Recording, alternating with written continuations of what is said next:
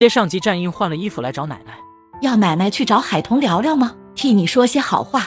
他要冷静，别去打扰他，至少现在别去。阿印，你能做到放手，让他回娘家小住，奶奶很高兴，你有进步了，不会再像之前那样霸道的强留他，懂得适时放手，懂得给对方自由的空间，就是好事。奶奶过2天再去找海童，不是替你求情，是奶奶也该向海童道歉。最先骗他的人是奶奶，你以后打算怎么做？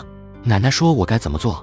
你有脑子的，自己慢慢想，慢慢的去领悟吧。爱一个人不是仅仅爱上那么简单的，要学会理解他，信任他，包容他的一切。你妈妈抱怨过我和你爷爷，什么都教会你，就是没有教会你如何去爱一个人，是我们没想到的。意识到的时候，你已经长大成人，知道不？你爷爷临终前都还放心不下你，他忧心的是你的人生大事。你天性冷漠寡情，从你进入少年时期，爱慕你的女孩子那么多，你连跟他们说句话都不愿意。长大成人后，天天带着一班保镖，3米以内都不许家人以外的年轻女性接近你。你爷爷看在眼里，忧在心头，但他那时已经病得没有力气再管你了。临终前只能托付奶奶来操这个心。其实奶奶也有迷信的一面，认识海童后，问过他的生日时辰，偷偷的拿你们俩的8字去合过，说你们俩有一世的夫妻缘分，奶奶才会力排众议，不惜一切都让你娶了海童。哪个大师算的？还挺准。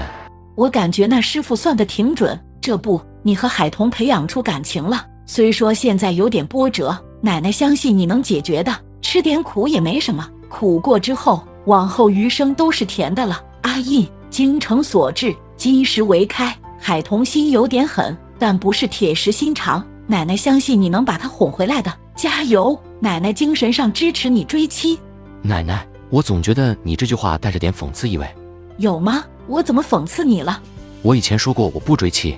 那句话呀，你不提起来，奶奶都忘记了。不过你不是一直都在做着打脸的事情吗？脸皮都打得起了厚厚的一层茧，再多打脸的事，你做着也是理所当然的了。跟奶奶斗了嘴，听着奶奶说了一些她以前不知道的事，战印算是明白奶奶为什么坚持要她去海童了。另一边，海童在姐姐的租房里睡了1天，海玲带着儿子在店里一直忙到天黑才回家，没想到又在大楼门口看到了周红林。你别一副看到仇人的样子，我过来是想告诉你一件事。什么事儿？你爷爷带着你的几个堂兄弟去公司找我了。他们找你干嘛？他们知道了海童是战家大少奶奶的事，进城来找海童呗，没找到，海童的店没有开门，他们去了明苑花园，但进不去，打电话给海童，海童没接，想找你，又不知道你租住在哪里，所以他们就去了我公司找我。你告诉他们我住在这里了？我没告诉他们，只说我和你离婚后也断了联系，不知道你租住在哪里。你带的2个堂哥有点人脉的，他们早晚会打听到你的住处，要是他们来吵闹，你把洋洋给我送去，别被他们吓坏了洋洋。知道我离了婚，他们纠缠我做什么？就算他们来纠缠，我也不怕他们。洋洋跟你们都不够亲近。再说了，你和星夜的刚新婚，你把洋洋接过去住，星夜的怎么想？有后妈就有后爸，我是不放心你把洋洋接过去的。你父母和星夜的又矛盾重重，洋洋过去了，你爸妈肯定宠着洋洋，无形中就刺激了叶家妮，对洋洋才不利呢。周红林，离婚的时候说好的条件，希望你能做到。你不要跟我说离婚时的条件，你挖了那么大一个坑坑我。我一再承诺我本人不会再对你实施报复，是你没有理解我的意思。谢谢你特意跑来告诉我那些事。说完，海玲抱着儿子上楼去。不行，我上楼坐坐。没你的位置可坐。妈妈，爸爸为什么不跟我们一起住？爸爸工作的地方离我们现在住的地方太远了，上班不方便，所以爸爸就不跟我们一起住。妈妈，我们为什么不住回原来的家？原来的家要重新装修，装修是要很长时间的，所以我们很长时间都不能住回原来的家。小姨，洋洋想小姨吗？想。姐，怎么回来的这么晚？我早就做好了饭菜。装修师傅收工的晚了，我就回来的晚一点。姐想着回来给你做饭的，你还给姐把饭菜做好了。姐，我又不是生病了，哪用姐给我做饭吃？没有出去走走？不想动，就睡了1天。明天出去走走，天天窝在家里，心情更加恶劣。我明天回店里上班，年前在我网店里下了单的都在催单了。也行。刚才在楼下遇到了周红林，他是特意过来找我的，告诉我爷爷带着他那一班孝子贤孙又来了市区。他们来做什么？知道战印是战家的大少爷，以为我成了战家大少奶奶，会有很多很多的钱给他们吗？你以为他们不敢想吗？他们想就能成吗？有本事的，他们直接去找战印。他们估计还真会去找战印。现在他们过得不顺，知道战印的身份后，不缠上来要钱，太阳都能从西边升起。就算他们现在失业的失业，生意做不成的做不成，他们的积蓄也不会少，短期内也不可能影响他们的生活质量，还老想着从我们这里要钱，真敢想的。我离婚分到一笔钱，他们都敢肖想，打电话跟我借钱呢，被我拒绝了。此时门铃响了，姐，我去开门，你来做什么？海玲呢？叫海玲滚出来，她勾引我老公。